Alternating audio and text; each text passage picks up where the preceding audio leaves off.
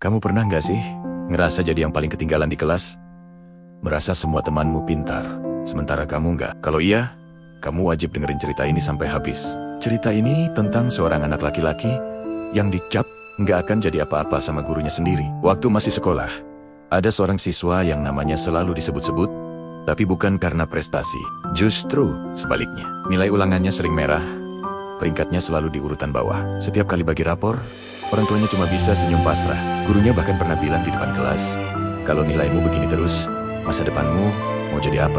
Sakit banget kan dengernya. Teman-temannya yang juara kelas sering lihat dia dengan tatapan meremehkan, seolah-olah nilai jelek itu adalah vonis seumur hidup. Dia sering pulang ke rumah dengan perasaan sedih dan gak berguna. Dia coba belajar lebih giat, ikut les tambahan, tapi hasilnya tetap sama. Angka-angka di buku pelajaran seakan gak mau berteman dengannya. Dia mulai percaya kalau dirinya memang bodoh dan gak punya masa depan. Sampai suatu hari, dia menemukan sesuatu yang mengubah segalanya. Saat pelajaran seni rupa, tangannya seolah menari di atas kertas. Dia bisa menggambar apa saja yang ada di kepalanya. Gambarannya hidup, detail, dan penuh imajinasi. Di dunia gambar, dia bukan lagi siswa peringkat bawah. Dia adalah seorang kreator, seorang seniman. Saat teman-temannya sibuk menghafal rumus fisika dan tanggal sejarah, dia justru asyik koret-koret di buku gambarnya. Dia tahu nilai akademisnya mungkin gak akan pernah bagus. Jadi, dia memutuskan untuk fokus pada satu-satunya hal yang membuatnya merasa berharga, menggambar. Lulus SMA, teman-temannya yang pintar masuk ke universities ternama. Sementara dia nggak lolos ujian masuk manapun. Orang-orang di sekitarnya semakin yakin kalau dia benar-benar gagal. Tapi dia nggak menyerah. Dia punya keyakinan lain. Dengan sisa tabungannya, dia membeli laptop bekas dan mulai belajar desain grafis secara otodidak dari internet. Setiap hari, setiap malam, dia habiskan waktunya menonton tutorial, mencoba berbagai software, dan berlatih tanpa henti. Internet jadi kampusnya, dan YouTube jadi dosennya. Awalnya susah banget.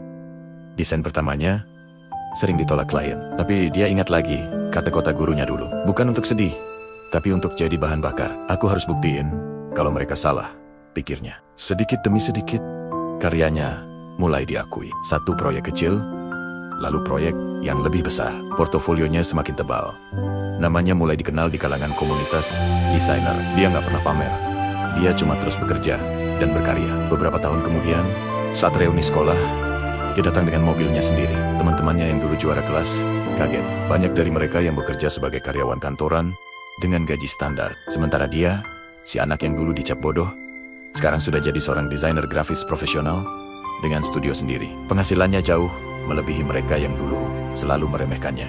Dia nggak sombong, dia cuma tersenyum. Dia sadar perjalanannya memang beda. Kisah ini mengajarkan kita satu hal yang sangat penting. Nilai di sekolah mungkin hanya mengukur seberapa baik kita menghafal pelajaran. Tapi kehidupan nyata mengukur seberapa gigih kita berjuang dan tekun pada bidang yang kita cintai. Jalan menuju sukses itu nggak cuma satu. Bukan hanya lewat peringkat kelas atau ijazah universitas ternama. Setiap orang punya jalur uniknya masing-masing. Jadi, kalau saat ini kamu merasa tertinggal atau diremehkan karena nilaimu nggak sempurna, jangan pernah putus asa. Mungkin saja bakat terbesarmu belum ditemukan. Mungkin saja jalan suksesmu memang berbeda dari yang lain. Teruslah mencari, teruslah belajar. Dan yang terpenting, tekuni apa yang benar-benar kamu cintai. Karena pada akhirnya, bukan angka di rapor yang menentukan masa depanmu, tapi ketekunan dan semangatmu untuk terus bertumbuh. Terima kasih sudah menonton sampai akhir. Kalau kamu suka dengan cerita ini, jangan lupa like, komen, dan subscribe ya. Sampai jumpa di video selanjutnya.